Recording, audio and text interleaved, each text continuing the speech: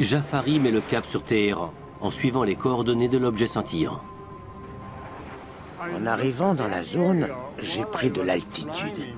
Et là, je l'ai vu, de mes propres yeux. À mesure qu'il s'en rapproche, il parvient à voir l'objet scintillant dans son viseur radar à quelques 50 km de distance. Sur le radar, le signal était aussi imposant que celui d'un Boeing 707. Ce n'est pas la première fois qu'il capte un signal aussi gros qu'un avion commercial. Mais d'après la note de service de Mouhi, la taille de l'objet était difficilement appréciable du fait qu'il brillait intensément. Il scintillait tellement que je n'arrivais pas à voir le fuselage. Une fois à proximité, Parviz Jafari est littéralement stupéfait.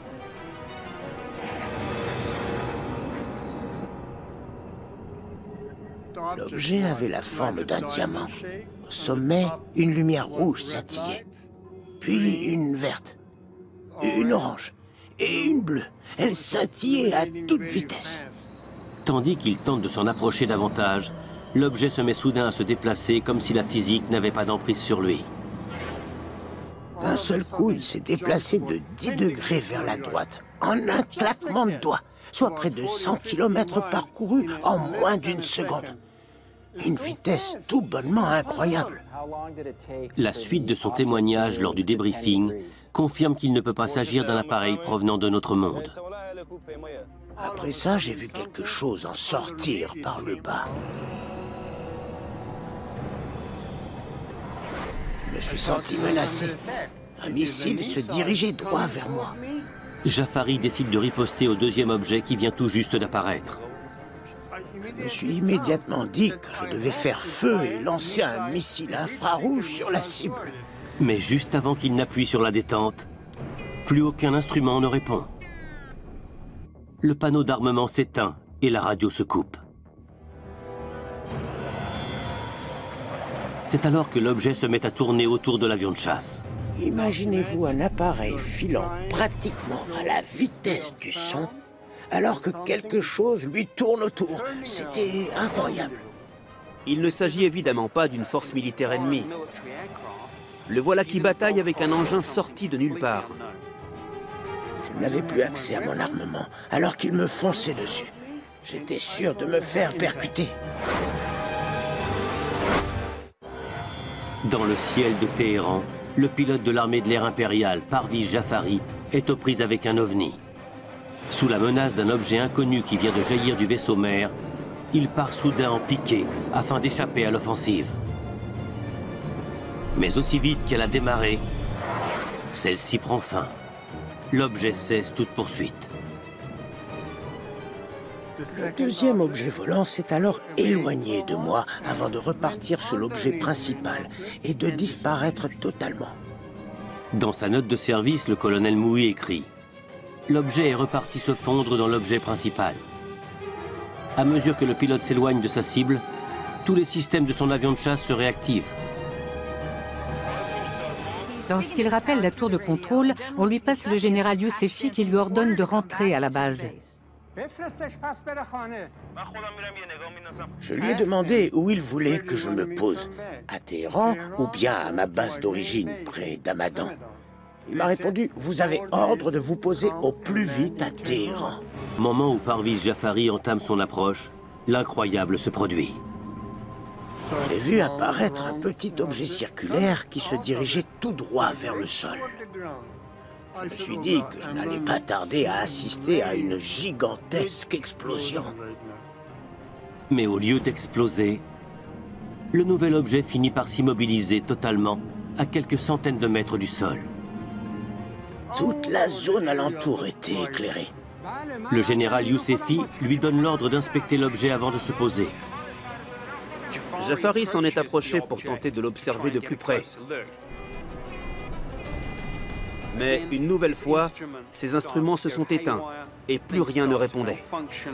Le colonel Mouhi indique qu'un vol commercial passant à proximité connaît les mêmes avaries. Au bout du compte, le général Yousefi lui a ordonné de faire demi-tour et de rentrer à la base. Mais Parviz Jafari n'est pas au bout de ses peines. En entamant sa descente sur l'aéroport Mehrabad, il aperçoit un nouvel objet volant. D'un seul coup, j'ai vu ce qui ressemblait à un cylindre, avec 2 points lumineux à chaque extrémité, et un en plein centre. Il prévient la tour de contrôle. J'ai hurlé à la radio. « Qu'est-ce que c'est que cet engin droit devant moi ?» On m'a répondu « On ne voit rien. » Qu'est-ce que c'est? On n'en sait rien. On ne le voit pas. Plus tard, il sera précisé que les contrôleurs ont vu eux aussi un cylindre dans le ciel. Dès le lendemain, Parviz Jafari est convoqué au débriefing auquel assiste le lieutenant-colonel Mouhi. Durant la nuit, l'incident a filtré dans les médias. Le 20 septembre 1976, le journal de Téhéran révèle qu'un membre de l'armée de l'air s'est adressé à la presse la nuit même de l'incident. La pression monte au sein des armées américaines et impériales qui cherchent à comprendre ce qui s'est produit. Le ciel était limpide. Pas un seul nuage, aucun avion à l'horizon, rien du tout. Pourtant, je ne voyais aucun moyen de faire atterrir mon avion. Parviz Jafari reconnaît qu'il était en grand danger. Comment atterrir? J'étais totalement perdu. Ce qui m'est arrivé là-haut, je n'en sais rien du tout. Je n'en ai aucun souvenir. J'ignore ce qui s'est passé pendant ce laps de temps. S'il s'est senti désorienté au moment d'atterrir, se peut-il qu'il ait été dans un état similaire précédemment? Jock Williams estime qu'il a tout simplement commis une erreur en essayant de faire feu. À mon avis, il n'a pas appuyé sur le bon bouton. Si on oublie de relever l'interrupteur général de l'armement, ou si on n'enclenche pas la bonne séquence, on aura beau appuyer sur la détente, il ne se passera rien. La note de service du lieutenant-colonel Mouhi ne sera pas considérée par le gouvernement américain comme un élément à classer top secret. 2 jours plus tard, un autre rapport rédigé par un certain colonel Mackenzie arrive par téléx à la DIA, l'agence du renseignement de la défense. Le colonel Mackenzie s'appuie sur les articles parus dans la presse et sur les témoignages de tierces personnes. Le document est pratiquement identique à la note de Mouhi. Une décision soudaine et discutable est alors prise. Les 2 rapports, diffusables au départ, changent de statut et deviennent top secret. Pourquoi jeter ainsi le voile sur ce qui s'est passé dans le ciel de Téhéran? En 1976, un ovni a été aperçu au-dessus de Téhéran. Il existe 2 documents quasiment identiques détaillant cet événement. Considérés à l'origine comme diffusables, ils sont soudain classés top secret par les autorités américaines. Une question subsiste. Pourquoi? 4 mois après l'incident, le public obtient une réponse. En janvier 1977, le commandant en chef adjoint de l'armée de l'air impériale, le général Azar Barzin, se livre à une surprenante révélation. Dans la transcription d'un entretien, il déclare que les États-Unis et l'Iran s'échangent officiellement des informations au sujet des ovnis. L'entretien se poursuit autour de la question qui taraude les autorités américaines. Nous avons fait une grande découverte. Un brouilleur capable de parasiter différentes fréquences à la fois. Mais une telle technologie nous étant inconnue, c'est incompréhensible. N'importe quel gouvernement serait prêt à verser des milliards de dollars pour une technologie capable de couper des instruments de bord et empêcher un pilote de chasse de faire quoi que ce soit. Mais ça ne s'est encore jamais vu. Est-ce pour cette raison que l'incident de Téhéran a fait l'objet d'une enquête approfondie et classée top secret? La mission première de l'agence du renseignement de la défense est d'avoir connaissance des capacités de l'ennemi, notamment en ce qui concerne la technologie en présence. 6 ans plus tard, le 31 décembre 1982, la DIA rend public un document éminemment important. L'agence du renseignement de la défense avait analysé la valeur et la dimension des différentes données collectées en Iran. Tous les facteurs les plus irréfutables concernant cette fameuse apparition d'un ovni sont minutieusement répertoriés dans l'analyse de la DIA. Elle évoque le crédit à accorder aux témoins de haut rang. Elle évoque des témoignages oculaires tous corroborés par un signal radar. Elle évoque un éventuel champ électromagnétique. Et elle évoque également l'extraordinaire maniabilité de l'objet volant. Dans la case « Remarque » du document, une phrase résume parfaitement le tout. Il s'agit d'un rapport exceptionnel. Cet incident rassemble tous les critères nécessaires à une étude valable des objets volants non identifiés. Cette phrase est véritablement cruciale. Elle contredit toutes les déclarations de l'armée de l'air faites dans les années 70. Une contradiction au cœur des différentes enquêtes menées au sujet des ovnis. À ce jour encore, Parviz Jafari est intimement persuadé d'avoir vu un appareil extraterrestre. Du fait de la vitesse de l'engin et de son extrême maniabilité, il n'a pas été conçu par la main de l'homme. Mais il ne subsiste aucune preuve concrète au-delà de ces témoignages. Lors de la révolution islamique de 1979, qui a entraîné la chute du Shah, de nombreux documents ont été perdus ou détruits. Plus de boîtes noires, plus de télémétrie, plus aucune donnée mécanique ou radar. Dans l'optique où le gouvernement américain aurait davantage de données, celles-ci sont toujours classées top secret. L'absence de preuves scientifiques continue de laisser planer le doute sur les témoignages de nombreux pilotes. En 1980, 4 ans à peine après l'incident de Téhéran, un autre pilote de chasse va soutenir l'invraisemblable. Ce document de la défense américaine a été archivé le 3 juin 1980. Il fait état d'une apparition d'OVNI en Amérique du Sud devant des centaines de témoins. Ville de La Joya, au Pérou, le 11 avril 1980. 1800 militaires et employés civils se trouvent sur la base aérienne Mariano Melgar lorsqu'un objet de forme arrondie est repéré en plein milieu d'une zone d'exclusion dans la matinée. Au départ, tout le monde s'est dit que c'était un ballon sonde. Mais la principale crainte était celle d'un appareil espion. S'agissant d'un complexe militaire extrêmement sensible et d'une zone d'exclusion aérienne, l'armée de l'air l'a pris comme une agression. Le pilote Oscar Santamaria reçoit immédiatement l'ordre de décoller et d'abattre ce qui ne peut être qu'un ballon espion. À cette époque, la base Mariano Melgar est un point stratégique au Pérou. On y stocke des armes et des avions de combat soviétiques flambant neufs. Santamaria se précipite pour intercepter l'appareil avant que celui-ci ne s'approche des installations militaires. Il pilote un Sukhoi Su-22, un chasseur de fabrication soviétique équipé d'un canon 30 mm. Quand j'ai atteint les 8000 pieds d'altitude, j'ai lancé la manœuvre d'attaque. Lors de l'audition citoyenne sur la divulgation tenue en 2013, Santamaria a fait le récit de cette rencontre. Après avoir rapidement localisé la cible, il l'a dans sa ligne de mire. Ayant reçu l'ordre de l'abattre, il n'hésite pas une seule seconde à accomplir sa mission. J'ai tiré une rafale de 64 munitions de calibre 30 mm. Une seule balle de 30 mm à tête explosive qui plus est suffirait à abattre n'importe quel type d'appareil. Mais il n'en est rien. Le rapport de l'agence du renseignement à la défense précise qu'aucun des tirs du pilote péruvien n'a causé le moindre dégât. À sa grande surprise, il n'a pas réussi à abattre l'objet volant, alors qu'il l'avait dans son viseur.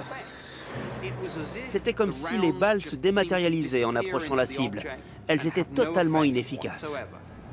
Santamaria étant un pilote chevronné, il se cale de nouveau sur sa cible. Mais cette fois, celle-ci amorce une manœuvre d'évitement. Le ballon a grimpé subitement. J'étais donc placé en dessous, dans l'incapacité de faire feu. Il enclenche la post-combustion pour atteindre 1,5 fois la vitesse du son, sans parvenir à gagner le moindre terrain sur l'objet volant. Le rapport de la DIA indique que le pilote s'est lancé dans une seconde attaque, mais que l'OVNI a semé le Su-22. Oscar Santamaria tente à plusieurs reprises de s'aligner sur sa cible, mais chaque fois qu'il l'a dans son viseur, l'objet s'élève dans les airs. C'était pratiquement comme s'il arrivait à anticiper ses faits et gestes. Comme si l'objet volant s'amusait avec lui. La course-poursuite conduit Santamaria à plus de 65 000 pieds d'altitude, soit aux confins de la troposphère. Arrivé au-delà du plafond absolu pour son Su-22, il entend soudain un signal d'alarme se déclencher. C'est à ce moment-là que j'ai vu clignoter le signal m'indiquant une faible quantité de carburant. Il m'en restait tout juste assez pour atterrir sain et sauf. Il tente une toute dernière fois de s'approcher de l'objet volant. Mais à moins de 100 mètres de sa cible, il fait une découverte effarante. Le pilote péruvien Oscar Santamaria vient de se rapprocher à moins de 100 mètres de ce qu'il prend pour un ballon espion. L'objet qui apparaît sous ses yeux le laisse sans voix. J'ai eu la surprise de constater que ce fameux ballon n'en était pas un. L'objet faisait plus ou moins 10 mètres de diamètre. La partie supérieure était une sorte de dôme constitué essentiellement d'émail de couleur crème. À la base du dôme se trouvait une plateforme circulaire et large en métal argenté. L'appareil ne possédait pas d'aile, pas de moteur, pas de hublot, pas d'antenne. Constatant qu'il s'agit d'un ovni, il décide de décrocher. À l'évidence, il a dû se dire que se lancer à la poursuite d'un tel objet volant était vain. À force de lui tourner autour, il allait manquer de carburant. S'il ne rentrait pas immédiatement à la base, c'était la mort assurée. Santamaria entame alors sa descente. L'OVNI ne le poursuit pas. Il restera dans l'espace aérien de la base Mariano Melgar encore 2 bonnes heures avant de se volatiliser. Le rapport de la DIA précise qu'un engin a bien été aperçu, mais que son origine demeure inconnue. Oscar Santamaria est très certainement le seul et unique pilote de chasse au monde à avoir fait feu sur un ovni et à l'avoir touché. Quelle était la vraie nature de sa cible? Les ballons-sondes sont très régulièrement pris pour des ovnis.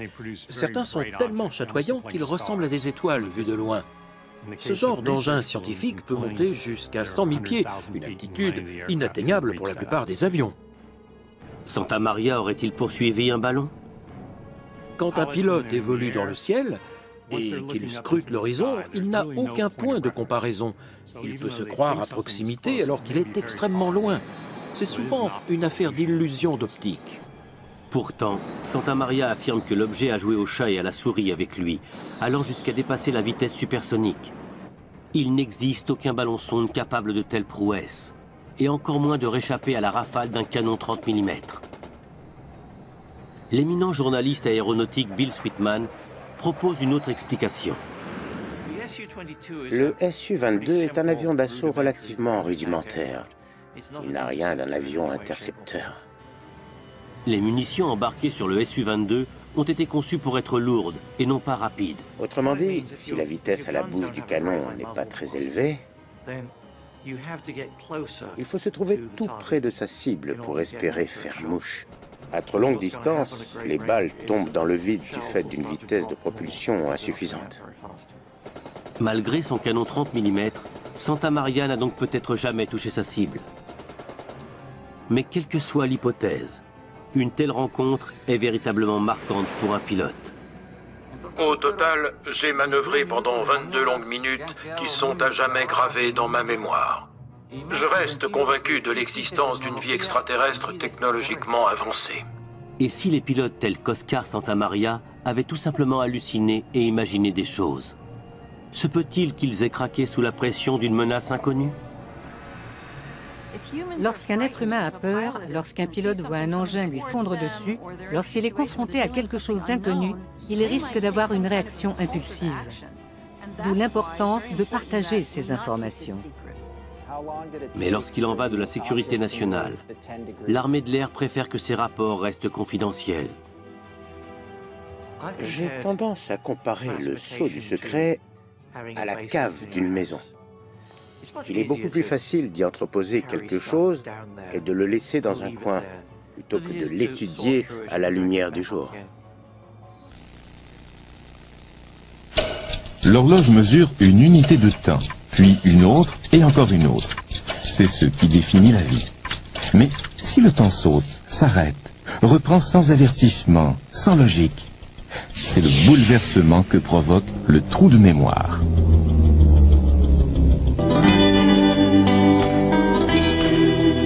Pour ceux qui l'ont vécu, c'est plus qu'un mystère, c'est un problème. C'est un voyant rouge qui demeure constamment dans votre esprit et qui vous rappelle que quelque chose ne va pas. Pour Jim, Jack et Charlie, l'histoire commence lors d'un voyage de camping dans une forêt isolée.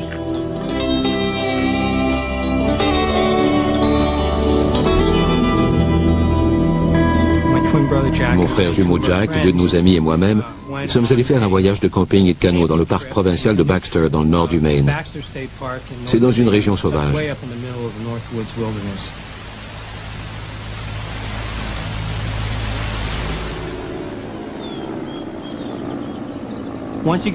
Une fois rendu au lac Telos, on doit attendre le gardien du parc pour s'enregistrer. On avait prévu aller à la pêche à la truite dans un lac appelé Smith Pond. Quand le gardien a vu que c'est là qu'on voulait se rendre, il nous a dit qu'on ne pouvait pas y aller. On s'est dit qu'on irait quand même y jeter un coup d'œil, et c'est là que les choses ont commencé à mal tourner. Une couple de nuits plus tard, on a décidé tous les quatre d'aller pêcher sur ce lac. On a fait un énorme feu pour pouvoir retrouver notre chemin. On a pris notre canot, puis on est parti. On était sur l'eau depuis quelques minutes seulement. C'était très marécageux. Il y avait des arbres et des racines sous l'eau. Un endroit dangereux. On était là depuis une vingtaine de minutes, pas plus. Je faisais passer le rayon de lumière de la lampe de poche sur l'eau pour détecter un coin où il y aurait du poisson. Comme je regardais dans l'eau, un des gars a crié « Mais qu'est-ce que c'est que ça ?» Quand je me suis retourné pour voir de quoi il s'agissait, j'ai vu au bout du lac, juste au-dessus des arbres, une énorme sphère lumineuse, de la taille d'une maison à 2 étages. Ça n'émettait aucun bruit. Et ça flottait dans les airs. On était dans le sens du vent. Pas de ronronnement, de bourdonnement, de sifflement, de vrombissement, absolument rien. Au début, on a essayé de rester calme. Qu'est-ce que ça peut bien être? Je savais tout ce que ce n'était pas. Ce n'était pas un hélicoptère. Ça ne se déplaçait pas comme un ballon météo. Dans toute ma carrière militaire, je n'avais jamais vu cet engin et je n'en avais jamais entendu parler.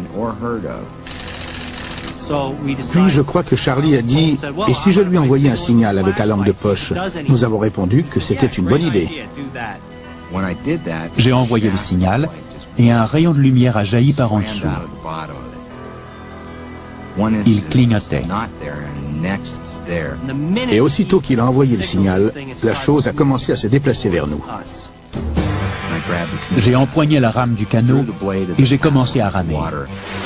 Le plus fort possible. Je concentrais mon regard sur le feu.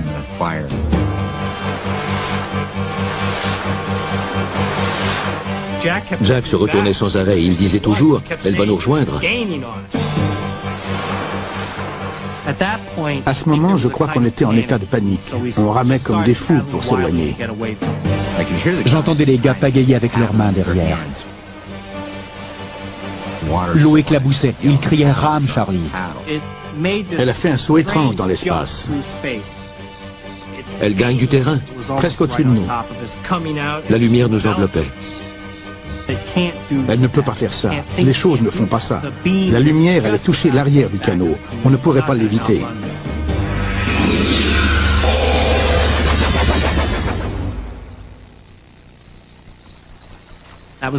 C'est la dernière chose qui m'a traversé l'esprit avant de me retrouver sur la rive. Il l'avait distancié, du moins le croyait-il. Alors on est sorti du canot et quand on s'est retourné, la chose était juste là, en face de nous. En fait, elle planait juste au-dessus de l'eau, à une 50aine de mètres. Puis elle a fait un drôle de mouvement. On aurait dit qu'elle implosait. Elle a fait comme ça. Puis elle a réapparu encore plus haut dans le ciel, une lumière aveuglante. On aurait dit qu'elle montait, elle prenait de l'altitude d'un mouvement saccadé. Puis elle a complètement disparu, comme un éclair.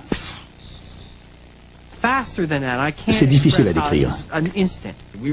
On se tenait là, debout, et on se demandait ce qui avait bien pu se produire. On était comme en état de choc. Puis, ils réalisent qu'ils ont perdu la notion du temps. Le feu est leur premier indice. Quand on est revenu au feu de camp, il ne restait que des braises. Ça nous a paru étrange, parce qu'entre le moment où on est parti pêcher et le moment où on est revenu, il ne s'était écoulé que 15 ou 20 minutes. J'en étais certain. Il aurait dû y avoir encore des flammes d'au moins 2 mètres. On n'a jamais réussi à expliquer ça, c'est un mystère. Come on, girls. Come on, Mares.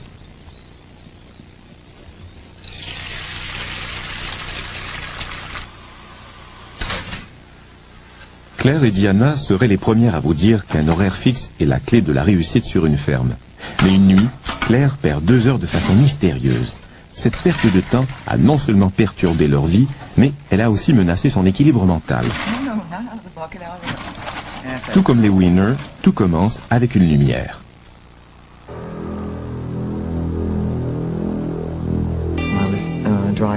J'étais à environ 7 km de la ferme. J'ai aperçu des lumières dans le ciel. C'était tranquille. Je n'entendais aucun bruit de moteur d'avion. Je me suis garé sur le bord de la route et je suis sorti pour voir ce qui se passait.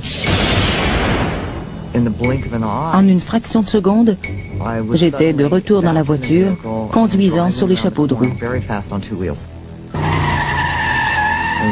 J'étais 5 km plus loin d'où je me trouvais précédemment.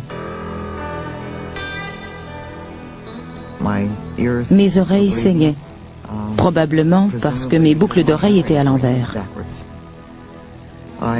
J'ai aussi réalisé qu'1h30 s'était écoulée et je n'avais aucun souvenir de ce qui s'était passé pendant ce temps.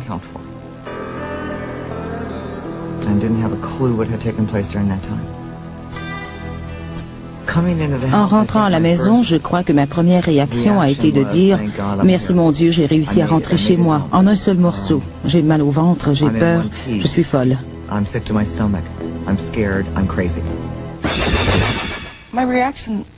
J'ai tout de suite pensé « Oh mon Dieu, Claire est folle. Je lui donne trop de travail, il se passe trop de choses. Elle a besoin d'un congé. » J'ai tout de suite pensé « Oh mon Dieu, Claire est folle. Je lui donne trop de travail, il se passe trop de choses. Elle a besoin d'un congé. » Mais l'incident se produit de nouveau. Une couple de semaines plus tard, en revenant d'une rencontre d'affaires, j'ai vu des lumières sur la route devant moi. Soudain, l'intérieur du camion est devenu tellement illuminé que j'étais aveuglé. Puis, ce qui me revient est d'avoir été relâché par le haut et d'avoir atterri lourdement sur la route dans le véhicule.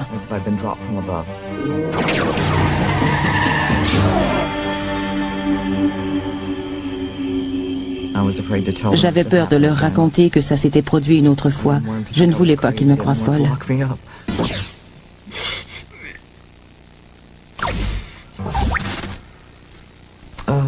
J'ai pensé que je faisais une dépression nerveuse. J'ai souvent pensé cela.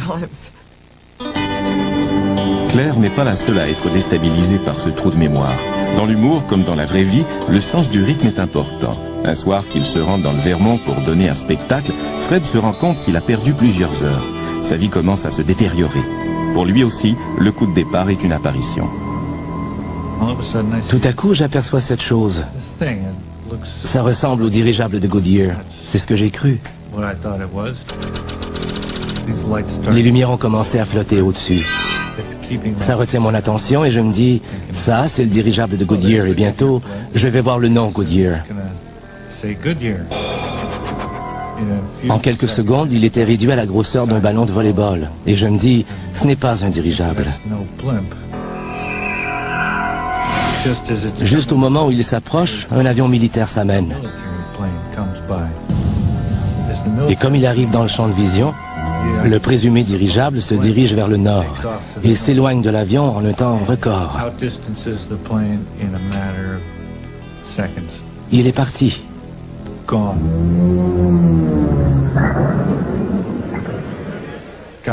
Je suis arrivé au spectacle et j'ai fait un des pires spectacles de ma carrière.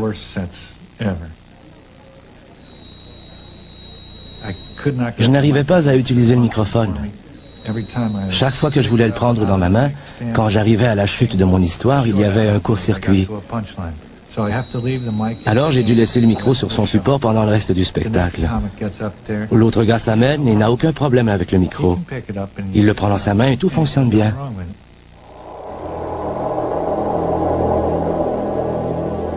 Après 5 ou 10 minutes de route, je revois cette chose. Les lumières flottent au-dessus. Ils l'enveloppent complètement. Puis, quand tout est éclairé, elle commence à descendre en biais. Ce n'est pas un dirigeable. Et ça descend toujours, et je la regarde. Elle est en chute libre. Elle va s'écraser.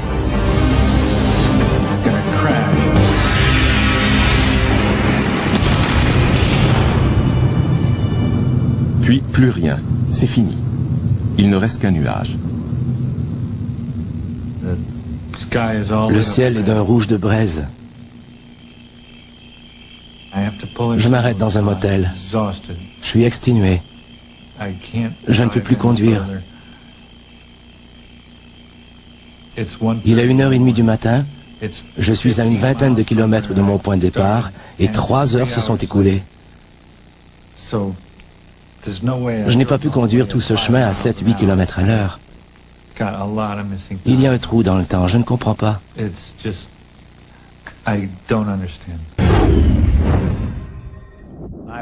On m'a conduit au site, on m'a expliqué son fonctionnement, et puis on m'a montré en quoi mon travail allait consister. Voici l'histoire d'un homme qui n'existe pas. Et je me suis dit qu'il était de mon devoir d'en parler à quelqu'un. Et d'un lieu qui n'existe pas non plus. C'est une histoire placée sous le sceau du secret, où se mêlent peur, conspiration et dissimulation. Ils ont menacé de tuer ma femme. Cachés en plein cœur d'un désert américain, Ils m'ont dit que rien ne les arrêterait. l'accès est défendu par des hommes armés autorisés à tirer sur les intrus afin de garder cet endroit top secret. Ils étaient complètement fous et totalement incontrôlables. Dans le désert du Nevada, à environ 110 km de Las Vegas, existe une zone de la superficie de la Suisse que personne ne prétend connaître. Depuis la fin de la Seconde Guerre mondiale, ces terres désertiques renferment un mystère. Certains l'appellent Groom Lake, d'autres le pays des rêves. Mais cette zone est plus connue sous le nom de la zone 51. C'est le secret de l'armée américaine le mieux gardé. La zone 51 n'est pas reconnue à ce jour. En d'autres termes, l'armée de l'air nie son existence. En l'absence de preuves, des rumeurs ont commencé à se propager. Non seulement des soucoupes volantes seraient testées, mais en plus, ces soucoupes ne seraient pas l'œuvre de l'homme, mais le résultat d'un projet commun entre l'armée et une forme d'intelligence étrangère à notre planète. Cette idée apparaît bien sûr insensée. Mais de l'avis général, cette zone renferme effectivement un secret. Un secret que l'armée tient à garder coûte que coûte.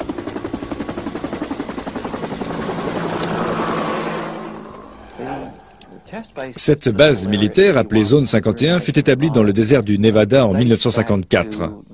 Elle devait servir de zone d'essai pour tester l'avion espion U-2.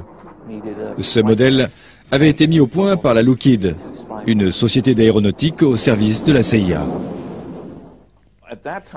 À cette époque, et surtout dans le Nevada, des milliers d'hectares étaient totalement déserts. C'était bien avant que Las Vegas ne devienne une grande ville. C'était donc l'endroit idéal pour éviter les curieux. On n'utilisait pas encore les satellites, il était donc possible d'effectuer des activités secrètes en toute tranquillité.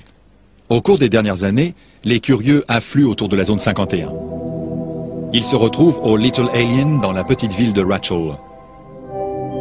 Ils se racontent leurs histoires, achètent un souvenir d'extraterrestres, ou bien encore, ils échangent leur point de vue sur les diverses théories de conspiration.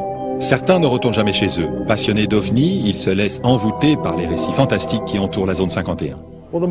Les activités de la base concernent essentiellement l'élaboration de nouveaux avions espions et d'avions furtifs. Mais il existe une partie qui est située un peu plus au sud du complexe de Groom Lake. Il possède, à défaut d'un meilleur terme, une technologie extraterrestre.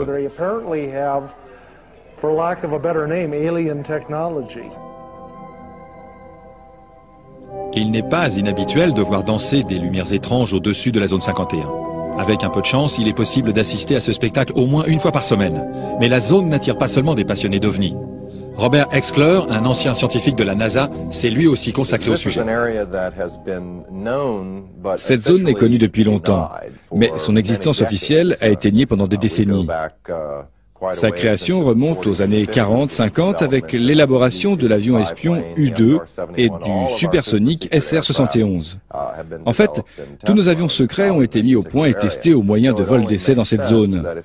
Il est donc évident que si vous disposez d'une technologie aussi sophistiquée qu'une soucoupe volante, cette zone est le premier endroit où vous irez la tester.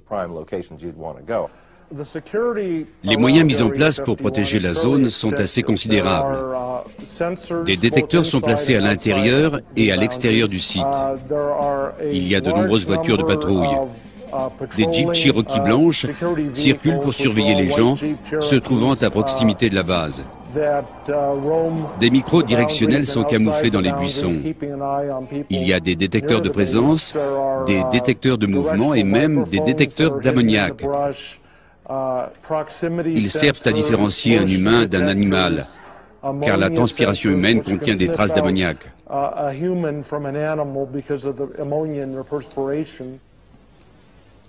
Ces niveaux de sécurité extrêmes s'appliquent également aux personnes travaillant sur le site. Lorsque vous travaillez dans ce genre d'endroit, vous vous engagez par écrit à renoncer à vos droits constitutionnels. Vous signez un document stipulant que si vous violez cet accord et parlez des projets sur lesquels vous travaillez, vous purgerez une peine de 20 ans au pénitencier fédéral de Leavenworth. Et cela sans passer devant un tribunal et sans avoir le droit de faire appel. C'est un excellent moyen pour vous empêcher de parler. Un homme n'a pas su tenir sa langue. Ce physicien et ingénieur a non seulement affirmé avoir travaillé sur le site de la base 51, mais il a aussi déclaré avoir travaillé sur le projet le plus top secret de l'armée, les soucoupes volantes. Il s'appelle Bob Lazar. C'est un homme peu ordinaire dont le passé comporte beaucoup de zones d'ombre. Il déclare n'avoir jamais tiré profit de cette histoire, mais pour beaucoup, son récit ne tient pas debout et il n'est qu'un illuminé de plus. En fait, vous êtes plongé dans un autre monde. Vous savez qu'il existe un autre univers et qu'il y a une vie ailleurs. Mais de retour chez vous, vous devez faire comme si tout cela n'existait pas. Je voudrais que les gens connaissent la vérité. Bob est un homme relativement sérieux. Il a de l'humour, mais ce n'est pas pour autant un rigolo. Je le connaissais bien avant qu'il ne travaille dans ce programme. Je connaissais sa famille et la famille de sa femme. Quand il travaillait à Los Alamos, il m'a emmené avec lui et j'ai rencontré ses collègues de travail. Je n'ai jamais mis en doute la véracité de cette histoire, ni même pensé un seul instant qu'il ait pu l'inventer. J'ai toujours pensé que les soucoupes volantes étaient le produit d'une imagination fertile. Je n'y croyais pas, ça ne m'intéressait pas. D'ailleurs, ça ne m'intéresse toujours pas. Mais maintenant, j'y crois fermement. Je travaillais dans le laboratoire sur le réacteur et un des amplificateurs gravitationnels qui provenaient de la soucoupe.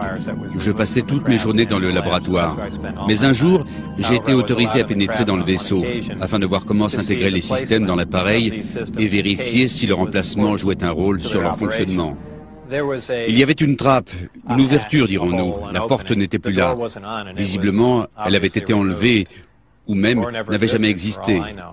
Il y avait une échelle pour accéder à l'intérieur. J'ignore donc comment le vaisseau se fermait. Et j'imagine simplement qu'ils avaient enlevé le panneau d'ouverture. Manifestement, cet engin était conçu pour être piloté par des êtres d'une taille inférieure à celle d'un homme. C'était un endroit très exigu. Il y avait un niveau inférieur. Une petite partie du plancher s'affaissait et s'ouvrait. J'ai passé ma tête et mon buste à l'intérieur pour voir comment les amplificateurs gravitationnels étaient maintenus à l'envers. C'est à ce moment que l'un des éléments est devenu transparent. Des techniciens étaient présents. J'ignore totalement ce qu'ils faisaient. Et puis, quelque chose s'est mis à défiler sur l'écran. Apparemment, le revêtement du vaisseau, sous un influx électrique ou un autre facteur, pouvait devenir transparent. Peut-être pour voir à l'extérieur ou bien pour faire office d'écran vidéo. Tout cela était plutôt incroyable. Quand je suis sorti de l'appareil, la coque avait à nouveau l'aspect d'un simple morceau de métal.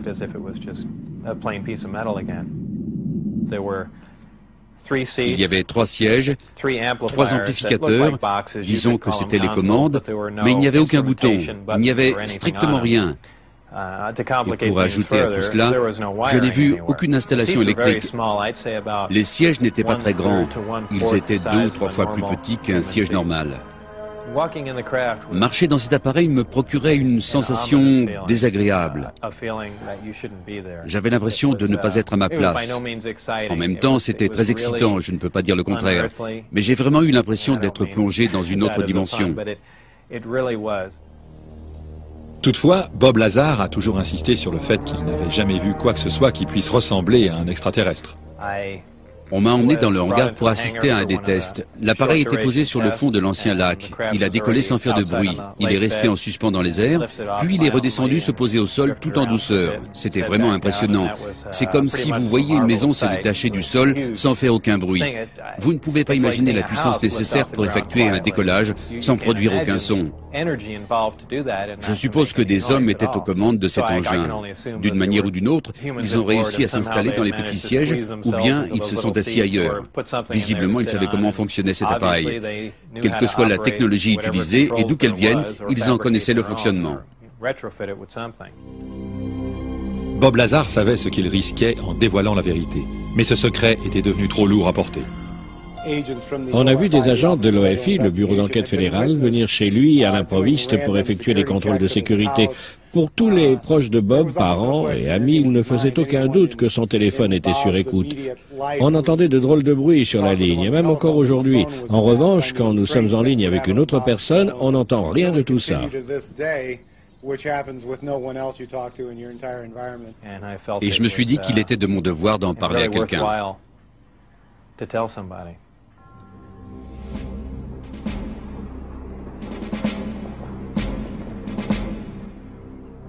C'est ainsi que Bob Lazar a décidé d'emmener des amis proches faire une petite excursion de nuit. Je crois qu'il était 20h ou 21h. Ce devait être un mercredi du mois de mars 1989. Nous sommes partis avec Jane Huff, John Lear et mon ex-femme. À cette époque, il n'y avait pas de pancarte. Personne ne connaissait la base. On ne parlait pas des extraterrestres. Le Little Alien n'existait pas. Il y avait seulement le bar-restaurant de la ville de Rachel. Vous pouviez vous aventurer en voiture beaucoup plus loin que ce n'est le cas aujourd'hui. Il n'y avait pas de patrouille de sécurité, la zone n'était pas surveillée. Nous sommes allés assez loin, et d'où nous étions, on voyait très bien ce qui se passait. Une lumière en forme d'ellipse est apparue dans le ciel, elle s'est mise à bouger et à danser, et en fait on aurait dit que c'était une soucoupe volante comme on en voit dans les films. La lumière faisait des allers-retours rapides. Un avion normal ne peut pas évoluer de cette façon-là. On dirait qu'il va se produire une explosion, mais tout s'arrête et ça n'explose pas. La lumière est tellement brillante que votre cerveau interprète cela comme une explosion sur le point de se produire. À mon avis, des hélicoptères et d'autres engins sont venus et l'ont suivi. Ensuite, l'engin s'est reposé au sol. Bob nous avait prévenus, il nous avait décrit à l'avance ce que nous allions voir. Aussi, dès le moment où nous avons vu la lumière dans le ciel, ce fut pour nous un moment extraordinaire. La lumière s'est comportée exactement comme Bob l'avait dit. Elle est apparue comme prévu et j'ai bien été obligé de croire. À un moment, le vaisseau s'est mis à briller avec une telle intensité que nous avons pensé qu'il y avait un problème et qu'il allait exploser. Et même si nous étions à des kilomètres, nous nous sommes réfugiés derrière la voiture. C'était assez excitant.